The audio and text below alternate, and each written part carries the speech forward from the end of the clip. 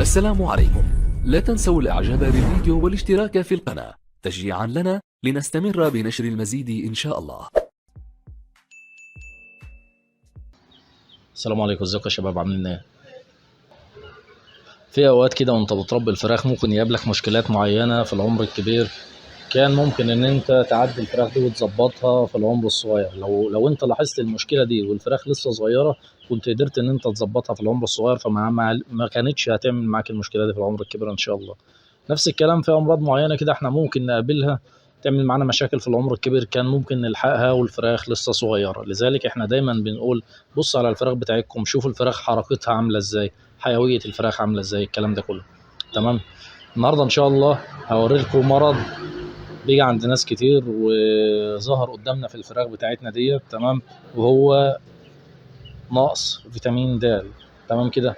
لو هتاخدوا بالكم شايفين الفرخ بتاعنا ده عامل ازاي؟ زي ما انتم شايفين الفرخ مش قادر يتحرك، مش قادر يدوس على رجله.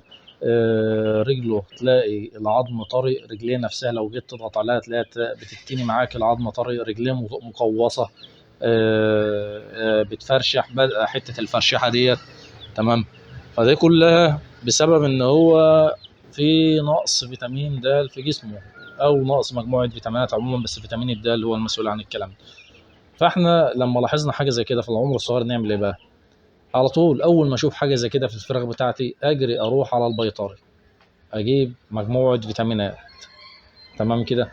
لذلك احنا دايما بنقول للناس احنا ما نستناش ان الفراخ بتاعتنا يبقى فيها مشاكل، احنا دايما نحاول ان احنا نحط شويه دواء استقبال في الاول، نحط مجموعه فيتامينات وشويه كالسيوم، يبقى انا اسست الطور بتاعي وهو صغير. بعد كده ان شاء الله مش هيعمل معايا اي مشكله، مش هيبقى فيه حاجه تهبط معايا الفرخ، وهتلاقي الفرخ ماشي معايا تمام. خلاص بقى هو اتاسس صح، يرمي بقى، يرمي معايا وزن، ياكل علف عشان يرمي وزن. تمام كده. زي ما انتم شايفين انا بوري لكم الفرخ، وريت لكم الفرخ عامل ازاي، رجليه مقوصه، رجليه متنيه ضعيفه، مش قادر يدوس عليها. ده كل ده بسبب نقص فيتامين د. هنعمل ايه بقى ان شاء الله؟ بنبدا ان احنا نعطش الفراخ بتاعتنا. تمام. مده.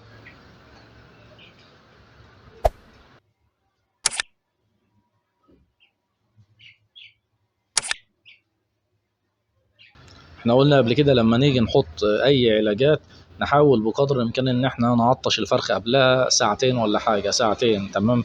على اساس ان الطيور كلها تكون عطشانه فتقوم ان هي تروح تاكل وتشرب، فتستفاد كلها بالدواء. ما يبقاش عندك الفراخ بتروح تشرب بدلع كده بما انك اصلا كنت حاطط ميه، فتروح ان هي بتسحب براحتها في الميه والكلام ده. لا، انا عاوز الفراخ تبقى عطشانه قبلها بساعتين، نحط الميه بالعلاج، الفراخ كلها تهجم على الميه وكلها تستفاد بالدواء ان شاء الله.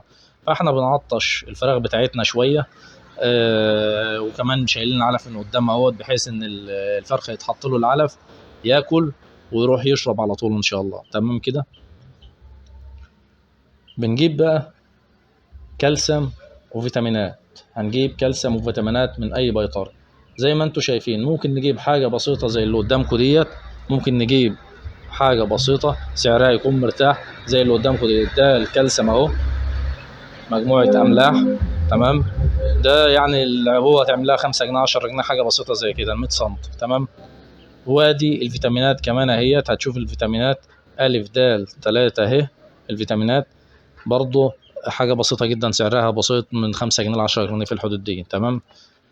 بس أنا دايما بحب لما أجي أشتغل مع الفراخ أشتغل بحاجات غالية، حاجات نظيفة، على أساس تجيب معايا نتيجة. طيب الحاجات الغالية بتبقى مثلا لترات، فهل أنت هتروح تجيب لتر مثلا ل30 فرخ ولا 40 فرخ؟ لا. تمام. حاجات غالية زي اللي قدامك دي، شايف دي مجموعة فيتامينات إيطالي، حاجة كويسة جدا. زي ما انتم شايفين مجموعة فيتامينات إيطالي، لو حطيتوا منها بس نص سنتي على اللتر مية هيجيب معاكم نتيجة إن شاء الله. التانية أنا يعني الأزايز الصغيرة ممكن أحط منها غطا أو 10 سنتي على السقاية ال4 لتر ما يتلاقيش جايب نتيجة قد كده. الفيتامينات المستوردة النظيفة ديت هنحط نص سنتي بس على اللتر هيجيب معانا نتيجة بإذن الله. وادي برضو مجموعة أملاح نظيفة اهيت، أكما فوس نظيفة جدا ونتيجتها محترمة برضو، هنحط سنتي على اللتر هتجيب معانا على طول إن شاء الله. تمام. طبعا انت مش هتروح تجيب اللترات زي ما قلنا، في اللترات احنا مش هنروح نجيب اللترات. البيطري بيبقى عنده عبوات زي ديت كده، هتجيب منه عبوه 100 سم، هتجيب منه 50 20 زي ما انت عاوز على قد الفلوس اللي معاك. مش شرط ان احنا نجيب حاجات كبيره او كميات كبيره مش هنستغلها، احنا هنجيب على قد استغلالنا بس وعلى قد ما الفراخ محتاجه باذن الله. تمام.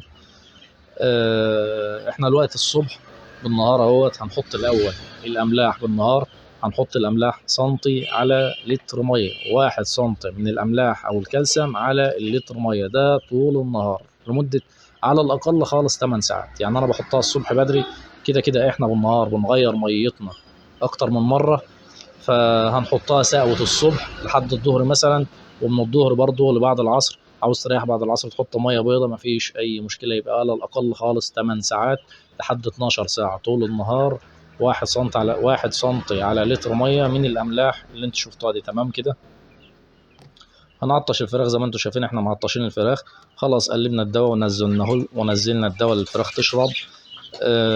ما شاء الله، شوف حيوية الفرخ، شوف حركة الفرخ عاملة ازاي. حطينا العلف وحطينا المية، الفراخ بتجري على العلف والمية.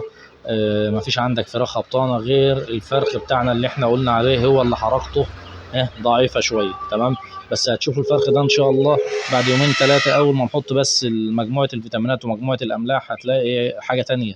تلاقي الفرخ فاق، رجله قادر يدوس عليها، ما عادش عندك مشكلة. ده غير ان الفرخ ده بذرة، حاجة من بوادر مشكلة ممكن تحصل لك مع بقية الفراخ، فانت لما تلحق الموضوع من اوله مش هيحصل عندنا المشكلة ديت، ومش هيبقى عندنا نقص فيتامين د او نقص فيتامينات في الفراخ التانية ان شاء الله. تمام.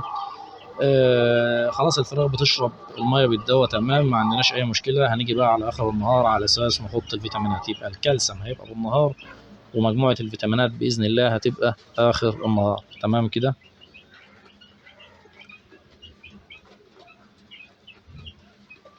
جينا بقى اخر النهار زي ما انتم شايفين الفراخ بسم الله ما شاء الله، انا غيرت لها علف تاني، لان احنا قلنا قبل كده احنا بنحط في الاستقبال كميات بسيطه من العلف، لما الطير يخلص العلف اللي قدامه نرجع نحط تاني.